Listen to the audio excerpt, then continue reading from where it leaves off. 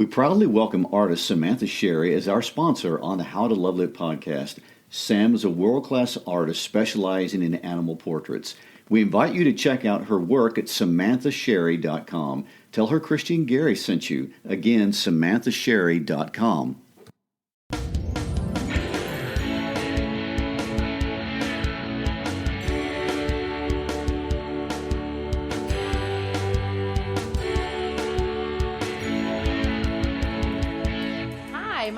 Christy Shriver.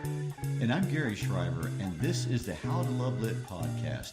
Christy is a national board certified English teacher, as well as an advanced placement language teacher and international baccalaureate literature teacher.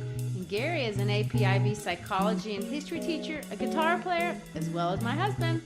Before we get into another timeless classic of American literature, Raisin in the Sun, I do want to bring up another fun fact. I hope you've been listening to our podcast from the beginning, and if you have, I hope you've noticed the evolution of our process.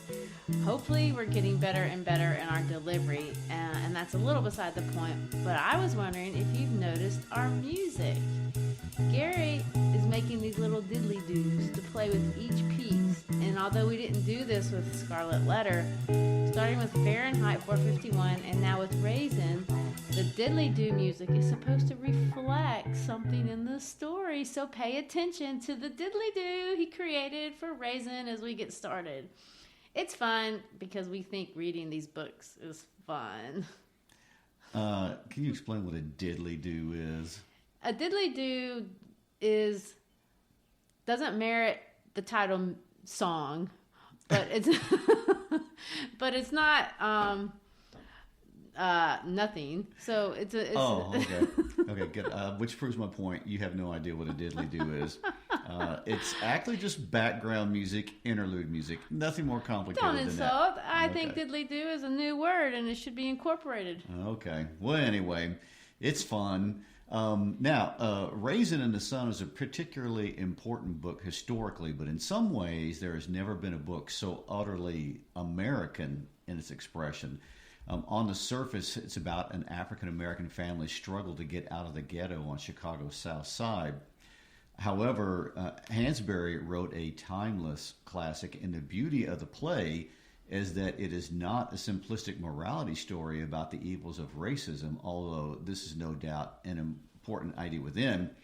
If this were the case, it would be one of the many that have taken up that mantra. Instead, it explores the complexity of African-American identity as it struggles to understand and explore what those two things mean and how to reconcile its history and place in American society. It discusses the challenges of conflict within humanity that includes but far supersedes issues of race. And she does this by zeroing in on particulars of a localized African-American family living and struggling in American urban poverty. She was both an exposer of injustice as well as an optimist in man's resilience. James Baldwin famously referenced this in the introduction to Hansberry's book, To Be Young, Gifted, and Black, when he said that never before in American theater history has so much of the truth of black people's lives been seen on stage. That's true. Hansberry wanted very much to be a voice of her generation, both as a woman and as a black American. There's a very strong case to be made that she changed the landscape of American theater by writing a story about African Americans in which all Americans really saw themselves. When it was first performed in 1959, this was the first reaction that the critics said. But I think it speaks to a broader audience that transcends America or Americanism, if that's really a word. And I'm very proud of it because of its transcendence. This very tightly constructed play holds its own, I think, on the merit of a worldwide scale because it expresses the complexity of a world full of conflict. It doesn't matter what country you call your home. We all have Walters in our lives. Benithas and Mamas and Ruths, and we have annoying neighbors like Mrs. Johnson, and we have immoral exploiters like Willies and idiot friends like Bobo. And more importantly, every group or every country or every people have outside groups that are trying to assert power over other peoples that they see as vulnerable or maybe weaker.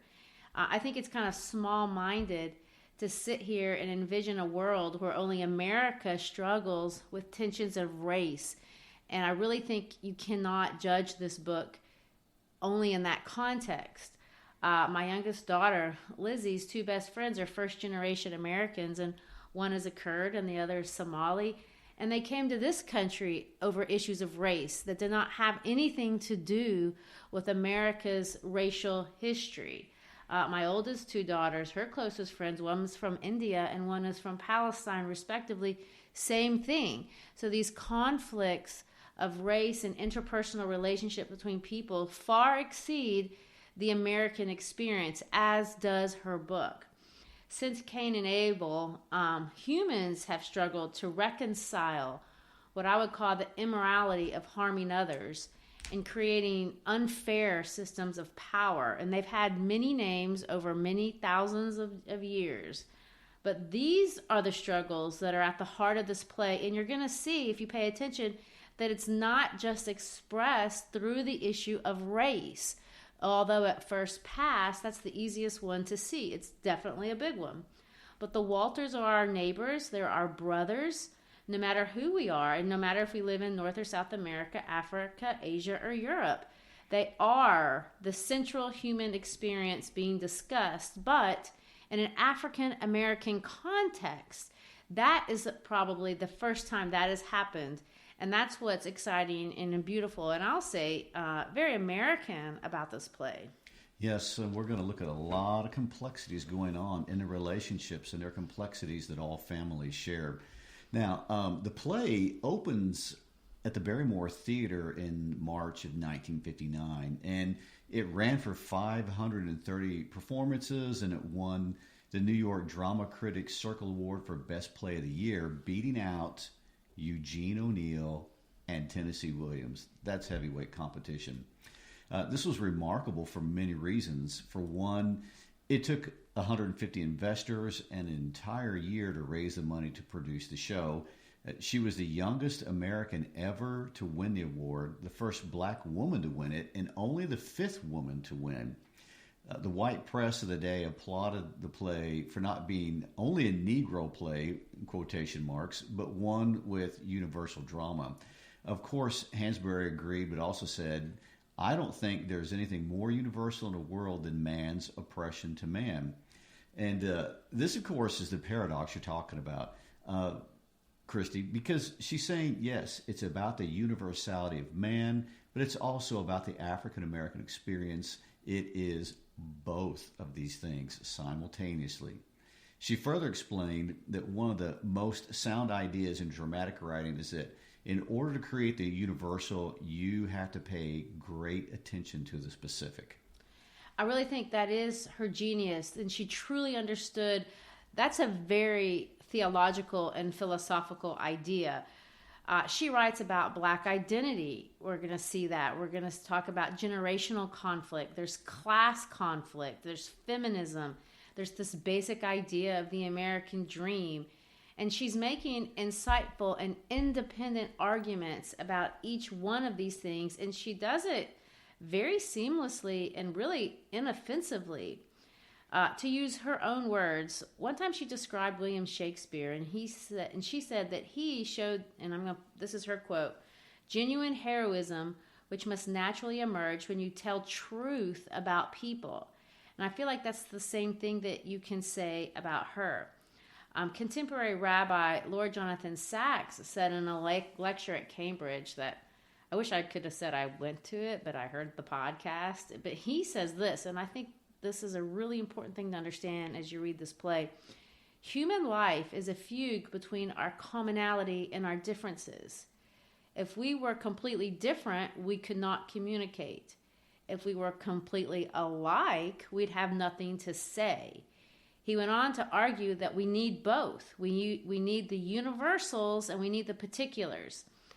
I think that's exactly what Hansberry has done. And we're going to come back to this very important idea over and over again as we discuss her life and her work. She's able to encapsulate the universality of her theme in the particulars of this particular context.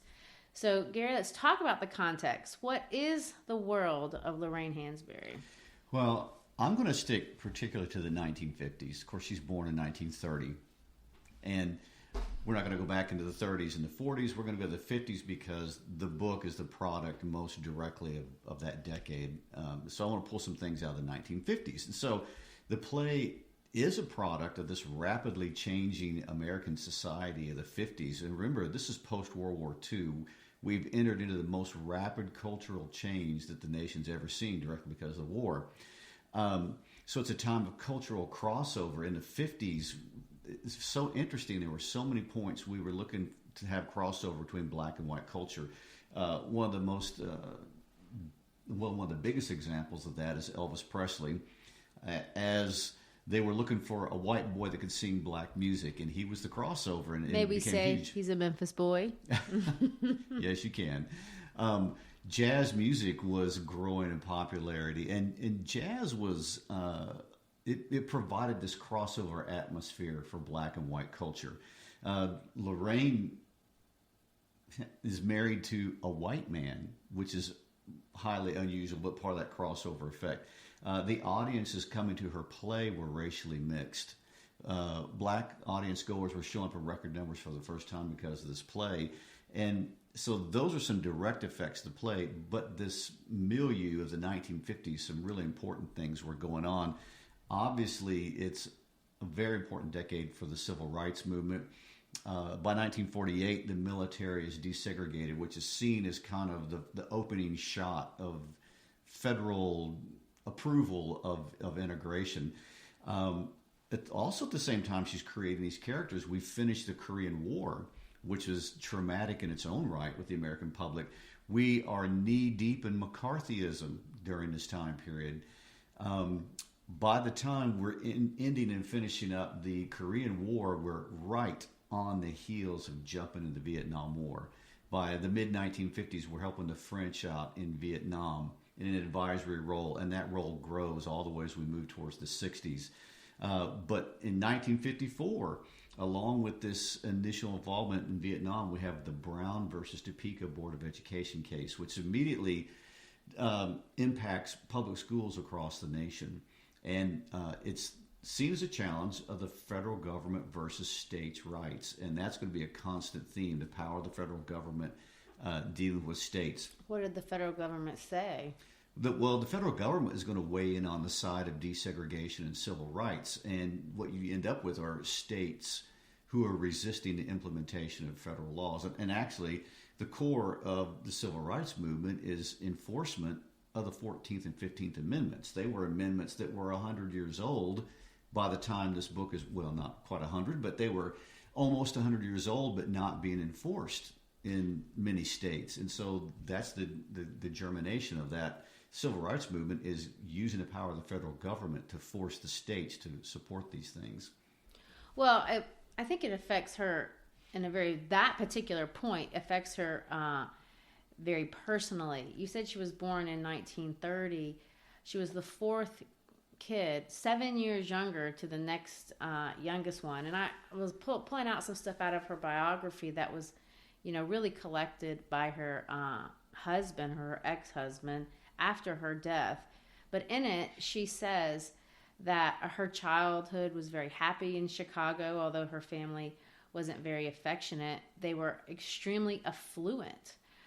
Carl Hansberry founded the Lake Street Bank. He founded the first bank, one of the first banks for blacks in Chicago, and he was a very successful real estate investor. So she came from a very wealthy black family, but because of the segregation that you're talking about, she didn't go to the nice schools that other, white kids were going to. She had to go to the black schools, which were generally poorer and had worse facilities and bad books and all those kinds of things. And they didn't live, of course, in the nice part of town. The black part of town was predominantly poor, although there were nice homes. I'm sure she had a nice home. I haven't seen the picture of it. But, her dad clearly was not happy with the way that his future was being restricted. And so he decided to blow that up. He did this crazy thing with some of his real estate buddies, and they secretly bought a house on the corner of 413 East 60th Street and South Rhodes Avenue, which was in a white neighborhood. And then they moved in and sued together with the NAACP to end Chicago's restrictive covenants. Now, this is interesting because this is what happens in the play. Somebody moves into a white neighborhood. But unlike the play, we follow it through. It took him 25 years, and he spent a lot of his own personal money. But he got this case all the way up to the Supreme Court, and he won. It's a famous case, Hansberry versus Lee. And ultimately, they were able to open up 30 blocks of South Side Chicago for African Americans to live in. However, Hansberry, when she talks about this in her book, it's not a positive experience. And what the family had to pay was a horrible price. They moved out of the black community where she had friends and was safe. And she went into this white neighborhood that she describes as hellishly hostile. She said, I'm going to quote her, there were literally howling mobs surrounding her house. And they would throw stuff at them. And one of the bricks that they threw through the window almost killed her when she was 8 years old. So she can vividly remember that. She'd have to walk to the black schools, and on her way, she was spit on, cursed, and pummeled from her white neighbors. And this is during her early formative years. Her mother desperately patrolled the house at night with a loaded German Luger while her dad was in Washington, D.C. at the Supreme Court, protecting the children from potentially people that were going to come in and, of course, shoot at them, which I don't think happened. But in an article or a letter to the editor from the New York Times dated 1964, Hansberry says that what this event did to her own family is that it caused her dad basically to die early. Well, that's interesting because that comes right in the middle of where we're going with the 1950s. By the time we hit 1955, she is a young woman in her mid-20s. She's in her formative part of her writing, and 1955 is a huge year. That's the year Rosa Parks is arrested. That's the year that the Montgomery bus boycott is organized and Martin Luther King begins to come to prominence. But the thing that stands out in 1955, if you're from Chicago, is the Emmett Till murder. Emmett Till was a teenage boy from Chicago that one summer had gone down to visit relatives down in Mississippi and was murdered while he was there. And his murder was particularly gruesome. And his mother, when they brought the body back, had an open casket so the world could see how badly mutilated her son had been by the people down in Mississippi. And these are the things right in the middle of her formative writing. All these stories are churning. And not only that, there's a subtext of a Cold War going on. We're entering into the space race with the Soviets. We've got the Little Rock Nine integrating schools in Little Rock, Arkansas. The Civil Rights Act of 1957 gets finally pushed through by the federal government. So there were the decade of the 50s alone is, I don't know if we would use the word scarring, but impacting on everybody. Well, there's a lot of social changes. She, of course, goes to the University of Wisconsin after she graduates in 1948. But after 2 years, she's done with that. And she moves to New York City and really gets involved in a lot of this social protests and these little acting groups. And you mentioned that she married the Jewish writer Robert Nemiroff. I think I don't really know how to say his last name, but Nemiroff. She met him at a protest at NYU, and she was protesting the fact that black athletes weren't allowed to compete there.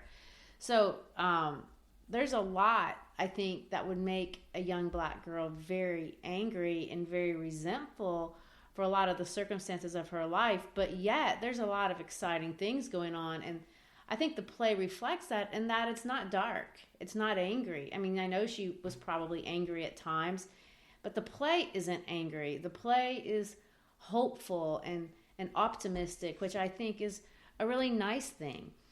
She married that guy in 1953 at her parents' home in Chicago. And of course, he was the one that encouraged her to get into playwriting, because before that, she had been a journalist for a local journal there in New York. They actually divorced before her death, but they were always really, really close. I read some articles that there's actually probably credible speculation that she was a lesbian, but at that time, it was illegal. And there was serious criminal and legal and probably professional repercussions for that kind of a lifestyle. So that's kind of been suppressed. And so I haven't seen any, I haven't seen her coming out and talking about that in any of the biographical things that I've read about her. But other people have said that had a part. And of course, her divorce. And her husband was really supportive of her. Even after her death, he compiled all of her things and wrote a play celebrating her life called To Be Young, Gifted, and Black. He edited and published 3 of her other plays that she herself never got to publish. So they were very close all the way to the end. Another thing, I guess this would be a good time to say, is that her ending was kind of a sad thing. Yeah, it was at such a young age. Tell us about that. Well, she dies from pancreatic cancer. In 1963, she's diagnosed, and she spent 2 years in and out of hospitals and died in January of 1965. And of course, even while she was seriously struggling with cancer, she was still giving lectures, giving essays, and she worried about, I'm not struggling enough, I'm not fighting hard enough, my body is giving out, and I feel like I'm wimp. But she wanted to come to the South and pick up, this is, I guess, Dr. King. I don't know who she wanted to be involved 1965. with. Well, sorry to interrupt you here, No. But the civil rights movement by 1965 has taken off in several directions. Now, Martin Luther King is probably the most highest profile leader of the civil rights movement, but there are college student-led civil rights movements. There's a northern civil rights movement that's radically different from the southern civil rights movement. But by 65, it's in full bloom. So she really did want to be a part of all of that exciting things. She saw her world changing. She saw herself as contributing. Her father had contributed. This was a legacy. So there's a lot of promise there that remained, of course, unended, I guess, because of her death so early. I don't know what the math would be. If she was born in, I guess, 35 in 1965. So I think that's all I have in terms of her history. I did want to talk a minute about the play itself, unless there's anything else we need to include. No, I think we've set the time frame. All right. Well, the original title of this play was not Raisin in the Sun, but The Crystal Stair. And this was a play on a different Langston Hughes poem that we'll probably do during the supplemental called Mother to Son, which is probably one of my favorite plays by Langston Hughes. But so she liked that play too, and that poem too, and she wanted to name this play after that poem. But as she continued to write, this idea of dreams kept coming out really through the different characters. And so she pulled up this other Langston Hughes play called Harlem. And it's this play that kind of inspired, or I don't know if the play inspired, the poem didn't inspire the play, the poem inspired the title of the play. And speaking of other inspirations, I think it's cute. She based the character of her mom, or character of Mama in the play, off of her own mom. The dead big Walter was her own dad. Walter, Lee, and Ruth, which are kind of the main characters in the play, are composites of the personality of her brothers and their wives. But she says she's Beneatha. Which is why it's always important to do these introductions to these books, and goes along with my whole premise that these writers write out of their experience. They write out of the decades they live in. They write out of their family experiences. they're not creating people out of thin air. They're creating people that they know to tell a story they want to tell. That's why it's important to know this background. It's just interesting, and she owns it. And Beneatha is a hysterical character. She's so fun and yet unlikable sometimes too. And you really do see them as real human beings. I want to talk about the poem. You want to read it for us, and then we'll go through it. It's just like 3 sentences long. What happens to a dream deferred? Does it dry up like a raisin in the sun, or fester like a sore and then run? Does it stink like rotten meat, or crust and sugar over like a syrupy sweet? Maybe it just sags like a heavy load, or does it explode? So what we have here are just 3 questions, or 4 questions, and then an answer, but not an answer. The question is, what happens to a dream deferred? And that's the question. What happens if I put off my dreams? And the answer is a series of rhetorical questions. And each one of these rhetorical questions is meant to arouse some sort of sensory reaction. Does it dry up like a raisin in the sun? That you're supposed to visualize a hot day maybe, and this raisin sitting out in the sun. And then I kind of think they get progressively worse. Fester like a sore. That's kind of a tactile image. And then run. You can think of a boil oozing over.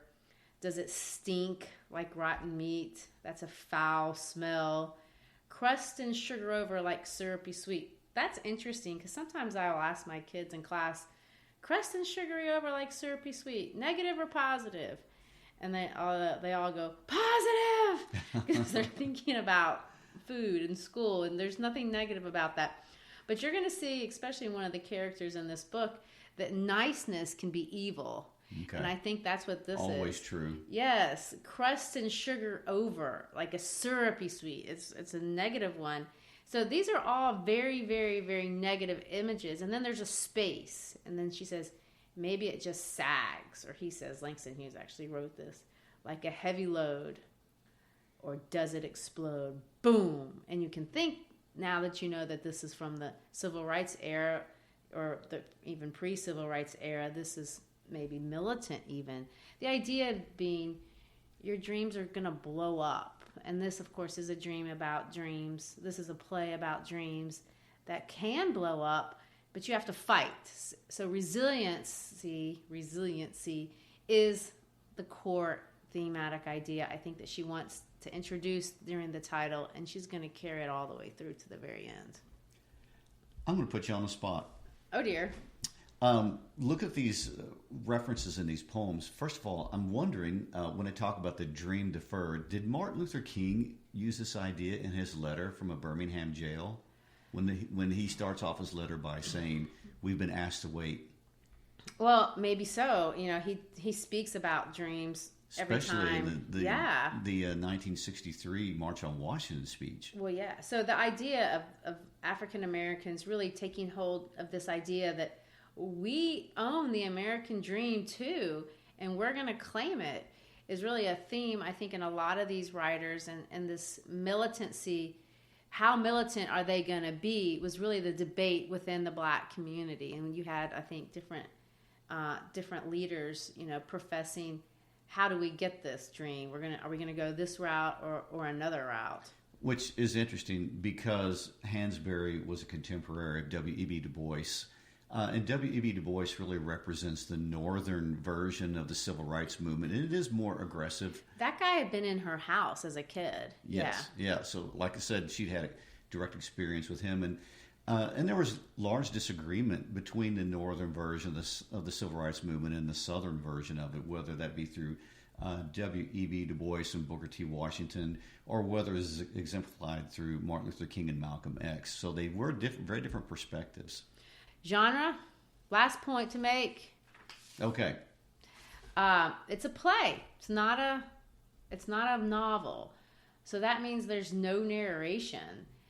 Everything is going to be either dialogue or stage directions, which, of course, both are important. It's a 3-act play. Now, 3-act plays are unique. They're different than maybe 5-act plays or 1-act plays. Act 1, you're supposed to have the exposition, which means you introduce the setting, you introduce the characters, you introduce the inciting incident, then the first maybe plot point.